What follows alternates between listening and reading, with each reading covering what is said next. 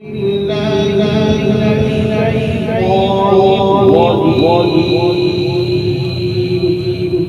الله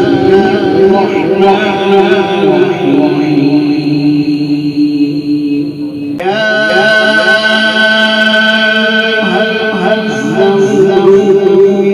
قم الليل إلا قليلا نصفه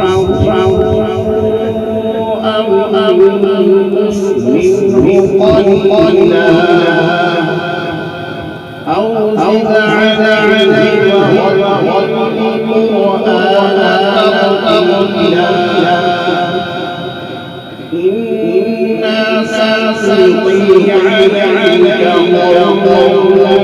ثقيلا إن ناشئة الليل هي أشد وطئا وقيلا إن لك في النهار سبحا طويلا واذكر اسم ربك وتبتل إليه تبتيلا رب المشرق والمغرب لا إله إلا هو فاتخذه وكيلا واصبر على ما يقولون وهبهم أجرا جميلا وذرهم الذين نعمهم قليلا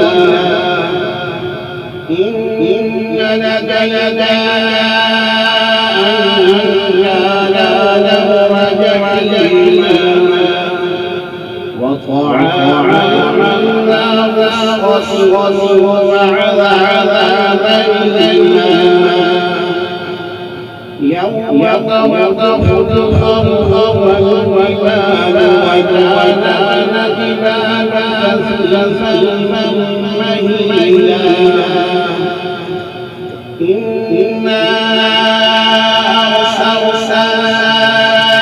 إليهم رسولا شاهدا عليك كما أرسلنا إلى فرعون رسولا فعصوا فأخذناهم وبيلا فكيف تفلتنا إن كفر يوم يجعل عندنا السماء منفطر به كان وعدا مفعولا إن هذا تذكرة فمن شاء